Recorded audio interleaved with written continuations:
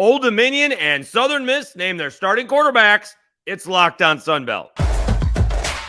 You are Locked On Sunbelt, your daily podcast on the Sunbelt Conference, part of the Locked On Podcast Network, your team every day.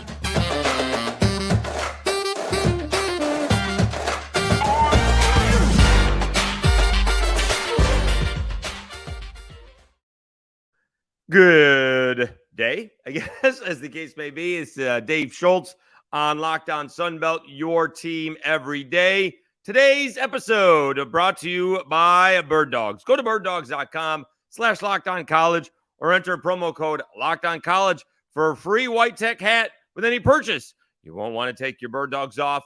We promise you.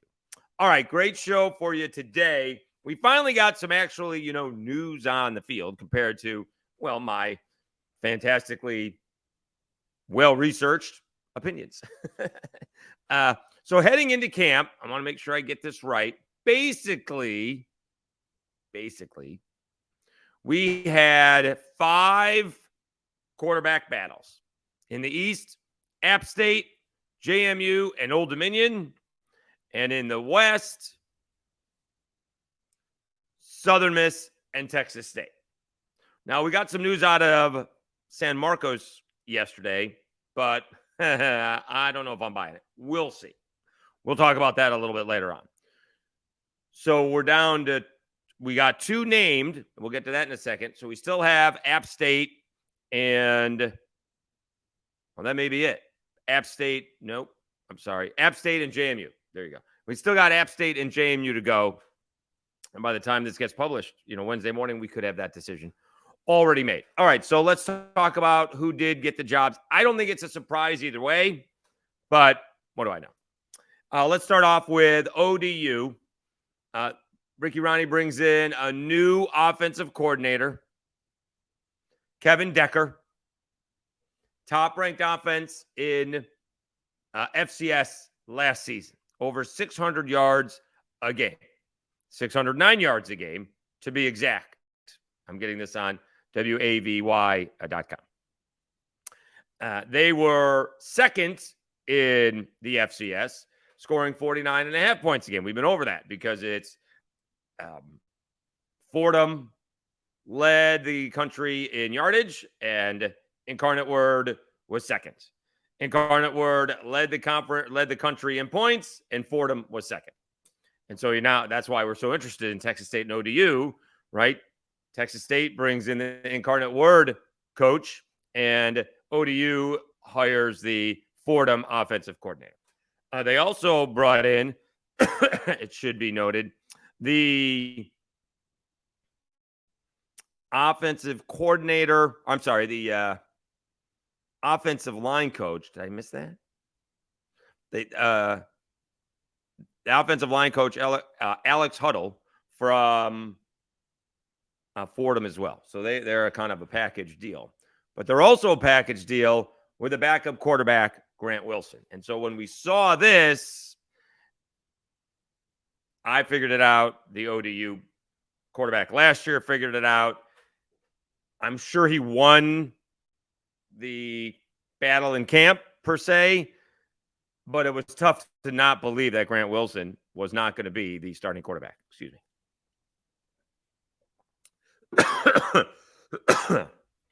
So Grant Wilson, who, again, did not play for Fordham last year. He was the backup.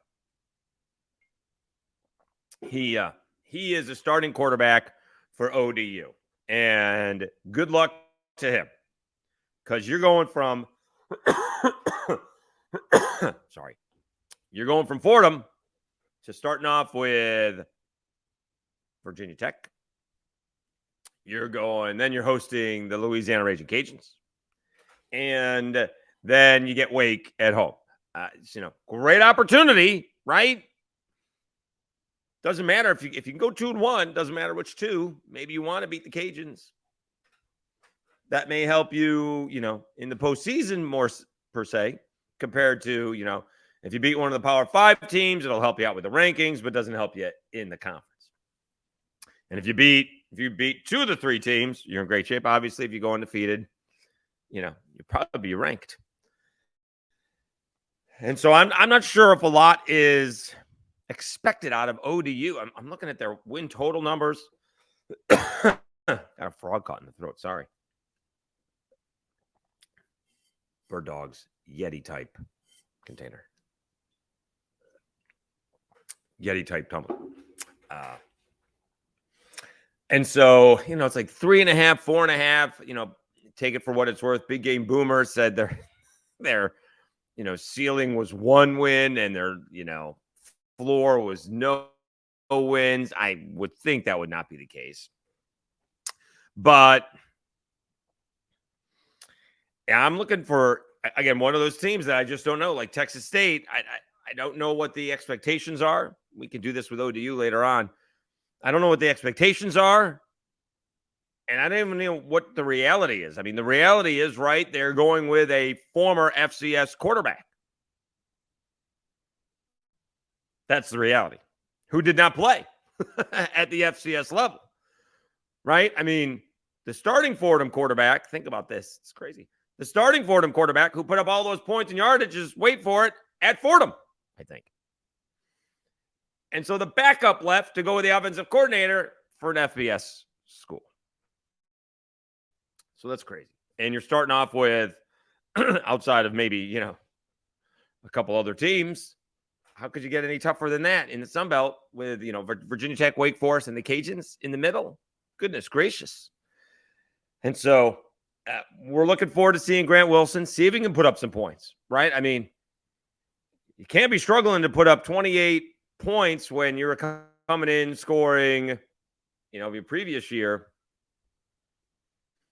almost 50 points. Let me see what they did last year. ODU stats, football. Oh, I had it here. Okay, football stats. Let me see what they scored last year. They have these good cumulative stats. They went 3-9. Remember, they're on a 6-game losing streak. And it's not crazy to think that they could be on a 9-game losing streak when they're done. Let's see. Okay. Points per game. I mean, they scored 19 points per game, 19 and a half. They gave up 26. They absolutely have to, get into the, you say 28 is enough, but that's kind of a minimum these days.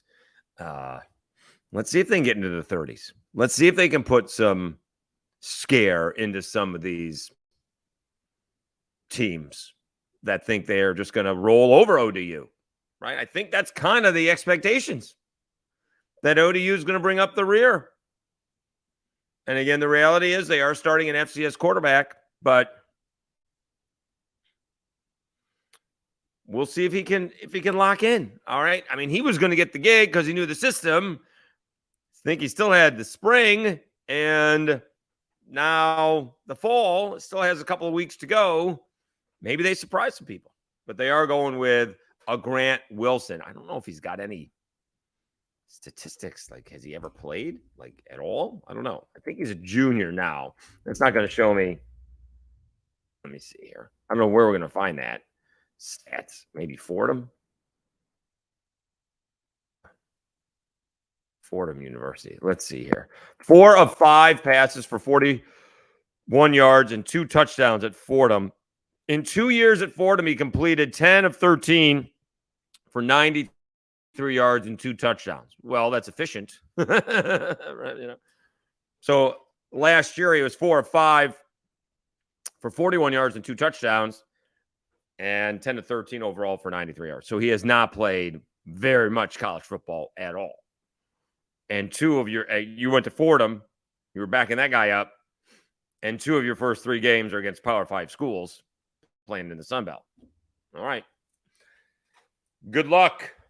Good luck. Again, one of those things where you look at it, just like we kind of look at South, right? You get Tulane and Oklahoma State. Boy, if you beat them, you could be looking at being ranked, in the top 20 if you start out the season 3-0. Okay, let's take a timeout. When we come back, we'll talk about Will Hall and Southern Miss's decision, who they're going with as their starting quarterback for the Golden Eagles. Let me tell you a little bit about Bird Dogs. Bird Dogs make you look good. Bird Dogs stretch khaki shorts are designed to fit slimmer through the leg and thigh, giving you a truly sculpted look. Bird Dog shorts do the exact same thing as Lululemon, but fit way better. And they fit way better than regular shorts that are made of a stiff, restricting cotton. Bird Dogs fixed this issue by inventing cloud knit fabric that looks just like khaki, but stretches so you get a way slimmer fit without having to sacrifice movement. Bird Dogs uses anti-stink sweat wicking fabric that keeps you cool and dry all day long. Go to birddogs.com/LockedOnCollege or promo code LockedOnCollege for a free white tech hat with your order right there. That's birddogs.com/LockedOnCollege or promo code LockedOnCollege for a free white hat, free white tech hat. You won't want to take your Bird Dogs off. We promise you. All right, just to make sure it gets in there. There you go. All right. See how it looks? You do. Looks pretty good. All right. You know what? We'll leave it on. I never know if it looks straight. I have a ton of hats. I don't wear them anymore. All right. Dave Schultz, Locked On Sunbelt, your team every day. So we said that we had five quarterback battles heading into camps this fall. Two are done. We got Grant Wilson with ODU. We'll tell you about Southern Miss here in a second. You got App State still to make a decision, JMU still to make a decision. And in the third segment, we'll get to what Texas State is going to do because I don't believe them. I could be wrong, but I don't believe them. So Southern Miss is going with Clemson transfer Billy Wiles. He was heading to Tulane with Will Hall before Will Hall ended up at Southern Miss. So he came to Will Hall. Let's change that again. Timeout. Take 30. He was going to Tulane, and then when Will Hall went to Southern Miss, he went as a preferred walk-on to Clemson. That's pretty good. All right. Now, he'd be behind, Cade Kublik?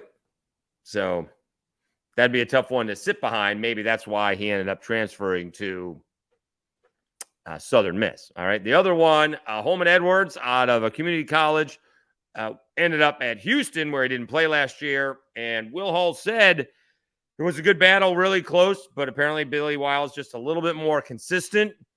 Maybe not quite as explosive in terms of making the big plays, but makes the correct play.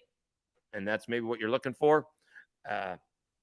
Instead of the home run play and forcing it a little bit, maybe a little bit more. I'm not sure if conservative is the right word. Higher percentage play. Maybe that would be it. There you go. That's a better phrase anyways. And so Billy Wiles is getting the gig. Again, if you asked me to flip a coin, not seeing either one of these guys, I was going to take the kid.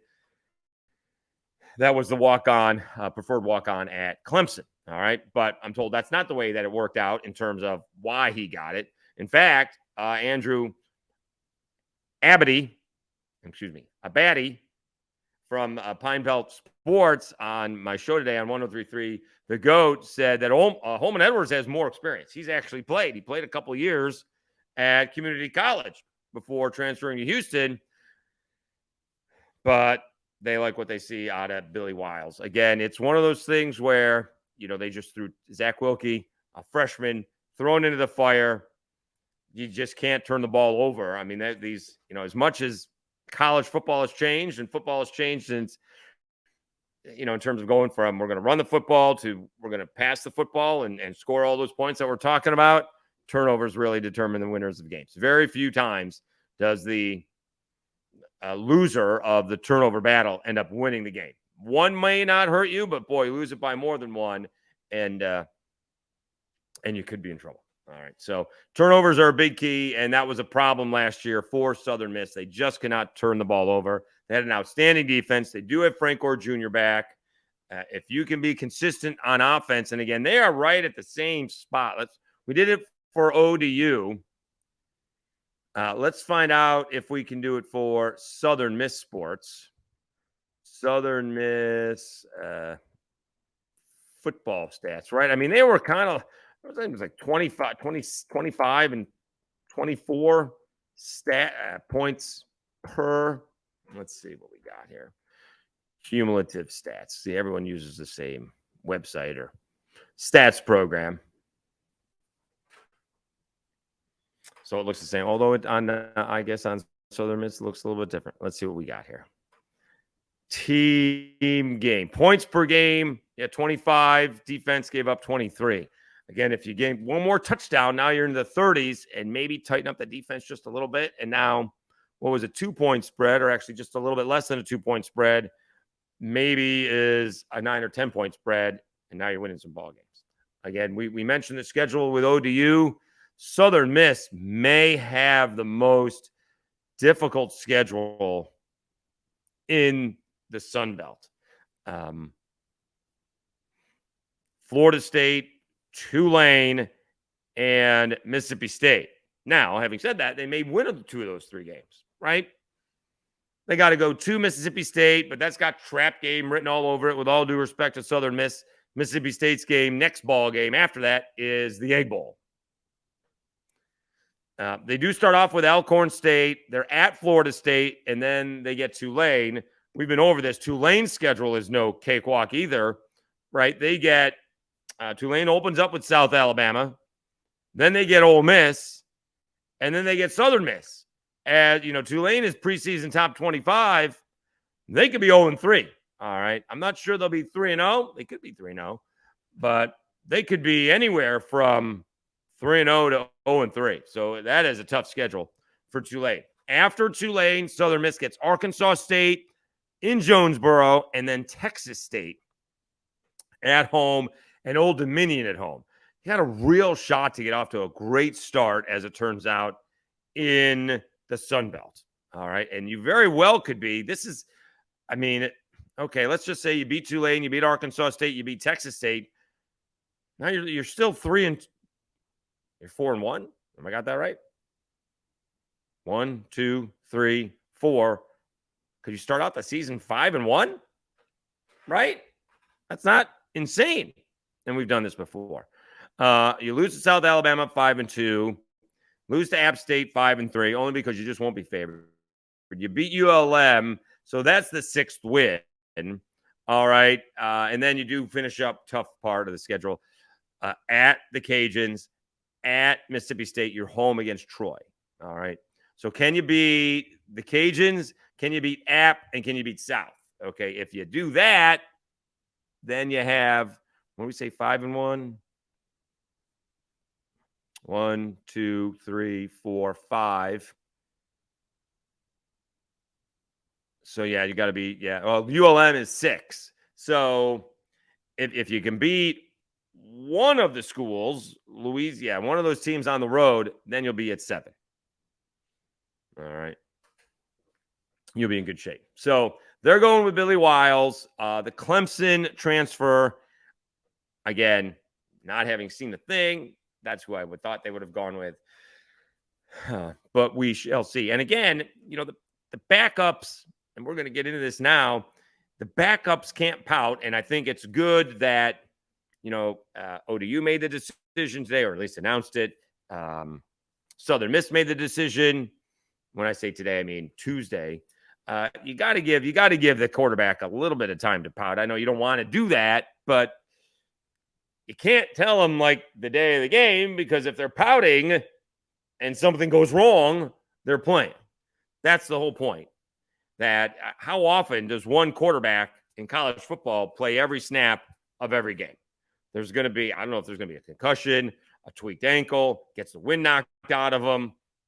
Certainly if there's a blowout, you're going to play. So you got to be ready to play and, keep the head up. But you allow the kid to, allow the kid to pout for just a day. All right. And then come back. It's not like you're not going to practice, but come back with your head held high. You gave your best and be ready, because these things happen all the time. All right. So I wouldn't worry about it if you're not the starting quarterback now. You just got to be ready. Great example, Desmond Trotter. He went in there after Carter Bradley got banged up against Southern Miss and led the team down for a field goal. And that was a big 3 points in the ballgame, as it turns out. All right, let's take a timeout. When we come back, we said ODU's got their starting quarterback, that Southern Miss got their starting quarterback. We have not heard, as this recording, App State or JMU have their starting quarterback. But one coach is not telling us who it's going to be, even though he thinks he knows who it is going to be. That is Texas State's G.J. Kinne, and I ain't believing him. All right? I think he's going to tell somebody or someone before he's saying so. We will do that after this on Locked On Sunbelt, your team every day. Well, the channel continues to grow. We've already had, it doesn't sound like a lot, but 14 subscribers, 7 a day, just Monday and Tuesday. If we do that for the rest of the week, right, that's 35. If we do it next week, that's another 35. We only needed 66 to get to 600, and it just keeps on growing. It just keeps on growing, just keeps on growing. Thank you so much. It's outstanding. We actually have something. I'm so thrilled. We actually have something to talk about on the field instead of just guessing. But with the quarterbacks being named, but we're going to get more and more of this as we do get closer. And of course, next week, we're going to be previewing the ball games, right? We're going to be previewing actual football games on the field. So that will be a lot of fun. We're still going to try and catch up with some of these coaches. Still got a handful to go. I think we've gotten half of the coaches on so far, Locked On Sunbelt. So we do appreciate their time. And I appreciate you watching. Please subscribe on YouTube. It's fantastic. Also, we're doing a great job on the audio portion of the show.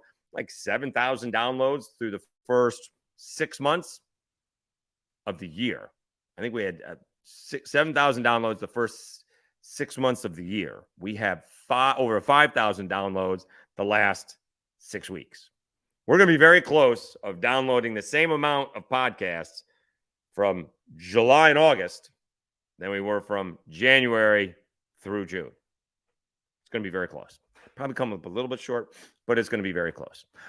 So again, thank you very much. You know, you can get your podcast wherever you get your podcast from. Just search Locked On Sunbelt. Apple Podcast and Spotify seem to be the two most popular. And if you are an Apple Podcast, please rate and review. All right, let's get back to it. It is Dave Schultz, Locked On Sunbelt, your team every day, or in this case, your conference every day. All right, so one of the things that I always ask, and I asked, you can see I asked the coaches, well, maybe not now, maybe Sean Clark we did early on, maybe some others. You know, when do the coaches want to know? All right, and their obvious answer is, well, it'd be nice not to have that problem. Right? When do the coaches want to know when they have a starting quarterback? When does that decision have to be made? And, you know, a lot of them were like, right now, this is the time.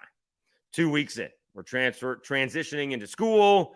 We're going to, you know, dial camp back a bit. We're in the game mode. We get extra time getting ready for one opponent. And you kind of want the starter to step up a little bit and give him a chance to get comfortable in that before Monday rolls around. And now all of a sudden you have a game at the end of the week. Not G.J. Kinne at Texas State. He's got Malik Hornsby, the transfer from Arkansas. And you got T.J. Finley, the transfer from LSU and Auburn. G.J. Kinne told reporters today that, yeah, I kind of know who it is going to be. Let me see if I get this. I can, what is it? Kef Chardello. Let's see if we can find it. If I'm on Twitter. Surprisingly, I don't have Twitter up on the screen. But I got this from Kef. So we got to give him the credit. All right. With his Win Now or Go Bent podcast. But he was at the press conference. And I don't know if I'm buying what G.J. Kinne is selling. Here it is. Here is the tweet from Kef Chardello. Texas State coach G.J. Kinne said he has a good idea who the starting quarterback is, but he hasn't announced it publicly. See, that's one thing. You don't tell me or Kef or whomever, no big deal. But in this case, Chardello says Kinne hasn't told the team. He may keep it a secret until the Baylor game on September 2nd. Also said there's a good chance 2 QBs alternate series that game. Okay. As Ron Burgundy said, I don't believe you. All right. He's going to tell his team. He's going to tell somebody before before the game and before that day, who's the starting quarterback. Are they still just, here's the problem, right? Now somebody, maybe they just haven't stepped up. We've seen, right? We haven't seen a whole lot of Malik Hornsby play college football, but those of us in the South have certainly seen T.J. Finley play at LSU and play at Auburn. We know he's pretty good, right? But he's got his limitations. He's not bad. He's not a bad quarterback. He was injured last year at Auburn and couldn't stay on the field. Also, the offensive line and wide receivers were not helping him all that much. Anyway, I don't believe he's going to tell somebody. All right. The player's going to know before next Friday. All right. You can't tell somebody after practice or the walkthrough on Friday before you're going to take the field on Saturday. Oh, by the way, you're taking the first series. I don't think that's going to fly. All right. I don't think that helps anybody. Now, he was a pro quarterback and a backup at that. So maybe, you got to be ready at all times, going with that theory, which we just explained.